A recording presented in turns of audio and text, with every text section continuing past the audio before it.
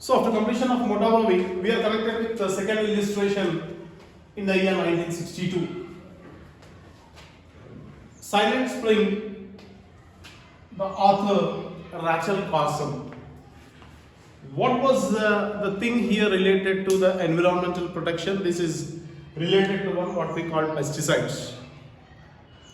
So here, before we go to this illustration, first let you know one example. If you take a vessel of pure milk in which some thousands of liters pure milk which is there, if you add one drop of poison, can you able to drink that? If you add a drop of poison in that pure milk, can you ready to take that milk? Why? Ultimately, total pure milk will get contaminated. Here also the same related to that story. Rachel Carson was explaining us clearly how they started spreading or spraying of DDT, especially for mosquitoes. Like in agricultural field, agriculture to get the production, that is not easy task. It is a risk for 3 to 6 months. Like seeds to be sowing, threshing, packaging, weeding, wastage. If all this process to make, right from seed to the fruitful crops, whatever we get, whatever we insert related to paddy, wheat, jowar, bajra, whatever it is, whether it is a cash crops or food crops. So, what was the ultimate goal means? Total field should be protected. Then only we'll get fruitful results. So in this regard, this is the story which was happened over there in Kerala, Kasaragod. So what was the system they started using means nearly around about 15,000 acres of land they started spraying of endosulfan. From helicopters they started supplying or spraying of DDT or endosulfan to protect such type of field. So in this regard, what happened here? This DDT spraying which was applied over there to kill the mosquitoes, but it was contaminated towards the fishes which are there in the lakes. Fishes which are there in the lakes. To make you clear just now what I said for you, if pure milk is there, in that one drop of poison is added when we drink, what happen? Ultimately we'll get sick, or sometimes if it is a life and death issue also. In the same manner, when this DDT spray which was sprayed over there in that water, ultimately the fishes are there in that, and when it consumed, that was the impact, and with which what happened means fishes were died. That is contamination. So in the same manner here, to protect the cashew from pest, cashew crops from pest, to protect endosulfan in the year 1976 they started making. This is only through one, what I said, with the helicopters they started spraying, because not 1 acre or 2 acre, around about 15,000 acres of land. So this was the system which is practicing around about 25 years. But with the usage of such type of endosulfan, a major problem, especially for human beings. Around about 5,000 people were died because of cancer, because of some lung disease, or one or the other, because of chemical use which there was completely impacted, and infection took place for all human beings, and there and then there were no more. Then immediately when the government of Kerala noticed that, then what was the decision they have taken means to stop or to ban endosulfan. Now and then no one should use such type of endosulfan. Because of that applying, because of pests, that was only impact which we have seen on human beings.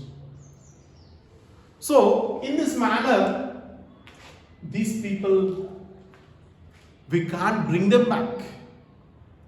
They were no more.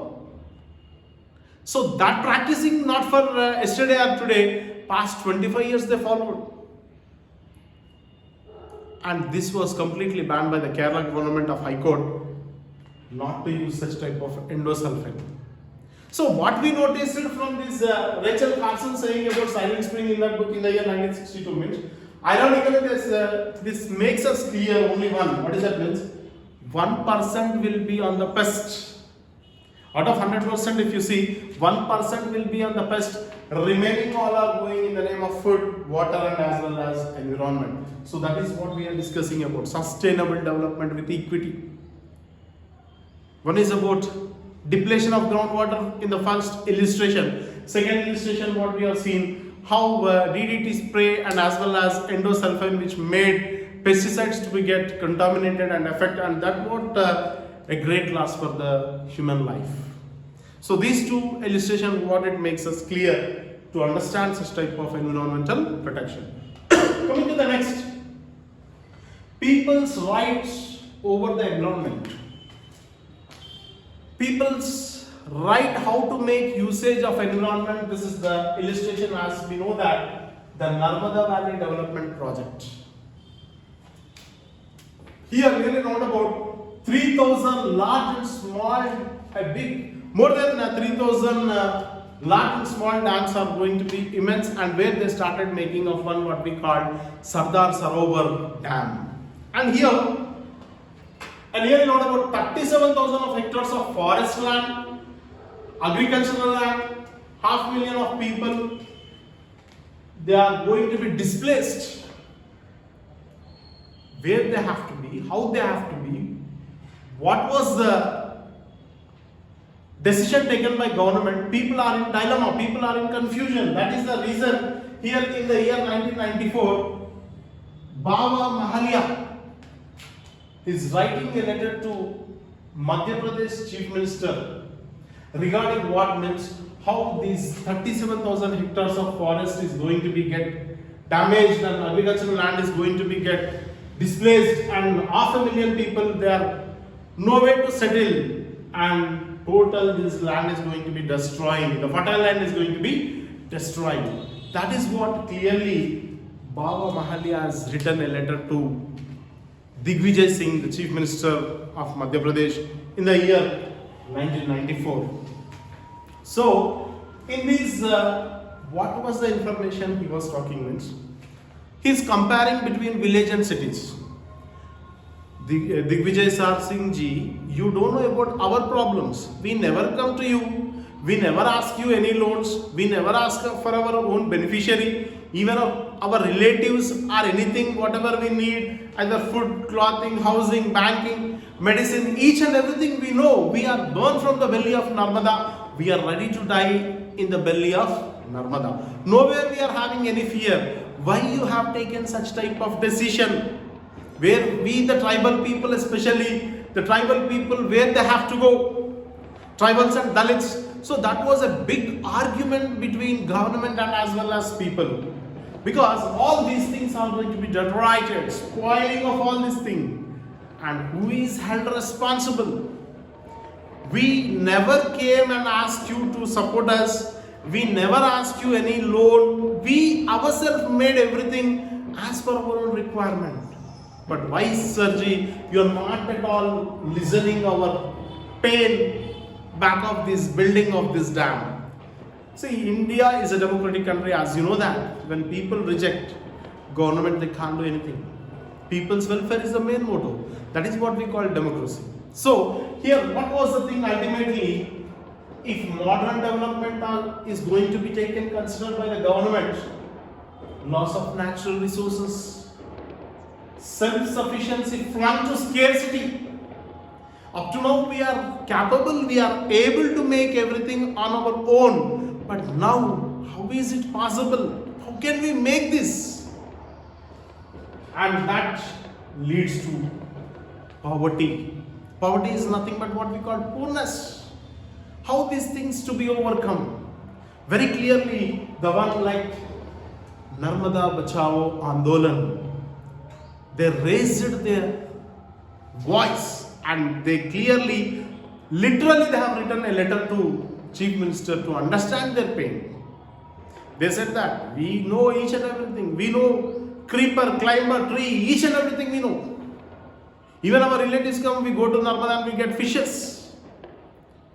We are born from the belly of Narmada, we are ready to die in the belly of Narmada, and we never afraid for lathi charges.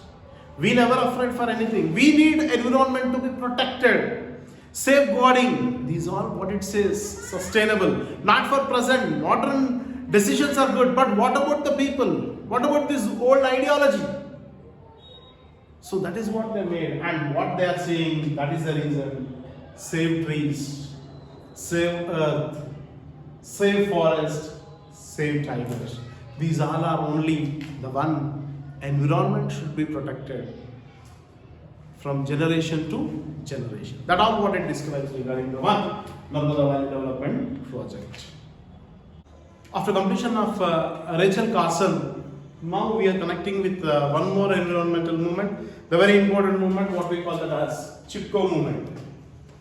So here in the year 1970s, about Garhwal of Himalayas of Uttarakhand, the story is related to one what we call chipko movement. This was clearly described by the one, what is his name called, Sundarlal Bahuguna. What was the ultimate theme of this chipko movement here means, the meaning of chipko is embrace. Here, when the people like contractors, when they enter into the forest and when they are ready with their axes to cut the trees, all the women were round towards the trees, and they are saying that. What they are saying means, before you kill the trees, first you kill us. That what we call embrace, nothing but hugging of trees, and they want to make their love and affection towards the environment in what manner they are going to be protected. This was there clearly described by Sundarlal Bahuguna. The main intention of this is only that one more important future in which what we have to know means how they have shown such type of a great concern towards the environmental protection.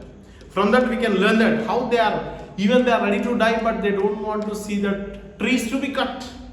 That is just what we have discussed before called deforestation. These all things have to be eliminated.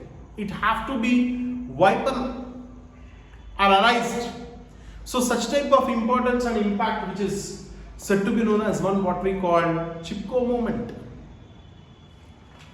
Coming to the next, as just we discussed, Narmada Bachao Andolan, land, forest and water, as this is even connected to Adilabad related Kumaram beam, nothing but Jal Jangal Jameen. So the main intention is that only to protect the land, forest and water. So all these movements which turns towards the one what we call environmental protection, no doubt about that. That is how it turns towards sustainable development with equity. So as you know that India is a developing country, from developing to developed stage where we are going to be seeing very soon. So here with the developing and developed countries, if you see that what we need, as I said earlier, GDP, gross domestic product. What is GDP? The final value of goods and services produced in a country during particular period of time. So that is what we call GDP. GDP, modern industries, agriculture and services, all these are mandatory. All these are, we are in need. With that, what we can make here means standard of living. When standard of living is going to be increased, standard of living depends upon what? Income levels. If the earnings are more, standard of living will be more. If earnings are less, standard of living will be less. So we always try to uplift of one what we call standard of living, and that we can eliminate the one what we call that as one what we call poverty. Poverty can be eliminated. How poverty can be eliminated means when we enhance our standard of living. When we enhance our standard of living, poverty can be eliminated. So that is what we decided to eliminate poverty and to increase the standard of living. So in this activity, economic growth is going to be achieved. How economic growth can be achieved? When it is pollutionless and environment degrading and self-connection is wrong. How can we make, how the soil or land is going to be contaminated or polluted? So such type of things in which what we are going to be find, all these are only how to make development, how environment should be protected, and in what manner we can see the development aspects. That all what it describes clearly to make such type of progress. That progress is very essential to make all-round developments here. So in that regard, what we can get here, rights of local people, rights to be preserved, rights to be protected. And Article 21 in the year 1991, the Supreme Court has said, right to life, pollution less. How the situation nowadays, even water we are able to purchase, mineral water or the water which became expensive. Once upon a time, land, water, air, these all are the gift of nature, free what we have thought, but nowadays which became very inconvenient. So, right to life is very essential.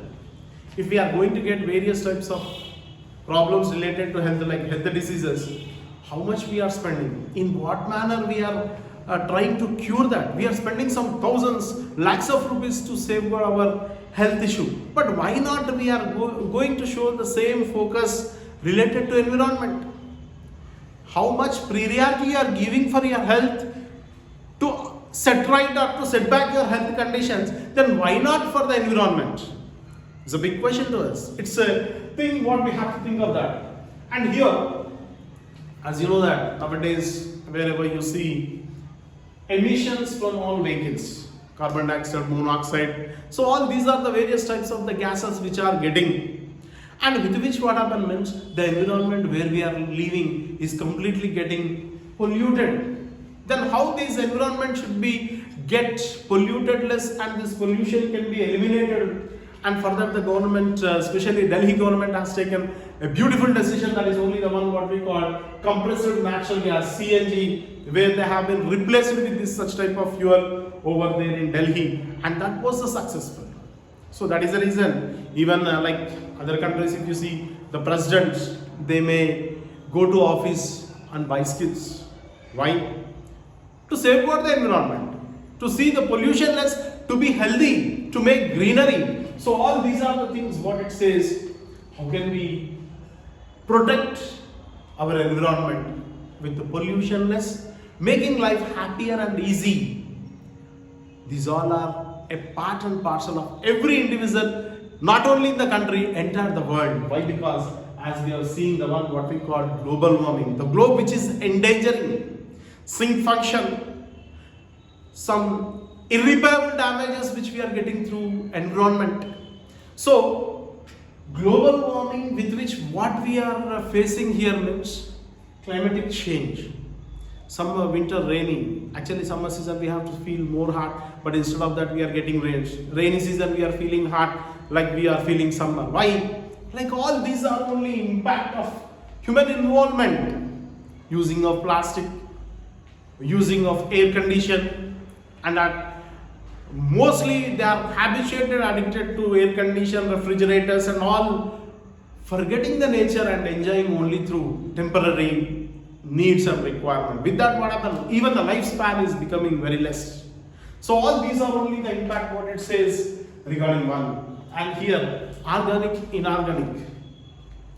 Inorganic like what we call chemicals, pesticides, what they are using, and how these insects are going to be get infected and making of actual crop to be get damaged. Rhizobium, Acetobacter, and all these are the things where they are making only to the pest to reach is very less. As just now what we have seen, ironically only 1% is reaching to the pest, the rest of that is going in the name of food, water and environment. So that was the reason, what was the decision we have taken, especially the one to ban such type of chemicals and pesticides. And how that can be made successful, the Sikkim government has taken the decision to launch in 2015. That is only one what we call Uttarakhand, where they started making 100% organic farming. To eliminate such type of all impact, and they followed only one what we call organic farming. No way people are giving importance to chemicals and pesticides. They eliminated that and they followed only one what we call organic. That was a great success over there in this Uttarakhand by the year 2015.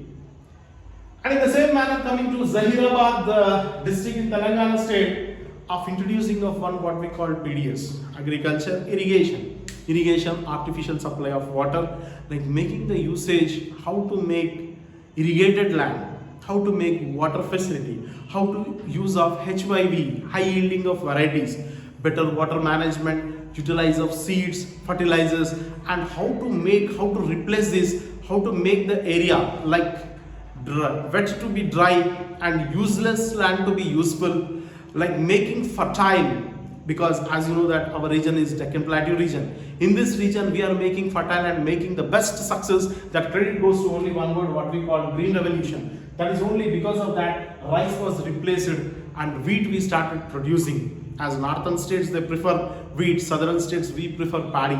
But this progress, that was only because of one what we call green revolution. That was a great success of PDS, public distribution system through ration shops in Zahirabad district of Telangana state.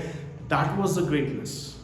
So all these, with all this illustration, at last, what was the conclusion of sustainable development with equity? This is only the one: save environment, be safe. If you are saving environment means you will be safe. If you are spoiling environment means indirectly you were no more. Like diseases, how we are spending some lakhs and thousands, how you care of your own body, in the same manner earth is our body. We have to protect that, we have to safeguard and make clean and green. That makes us healthy. So by that we have concluded this lesson. Very important: save environment, be safe. Thank you, have a good day.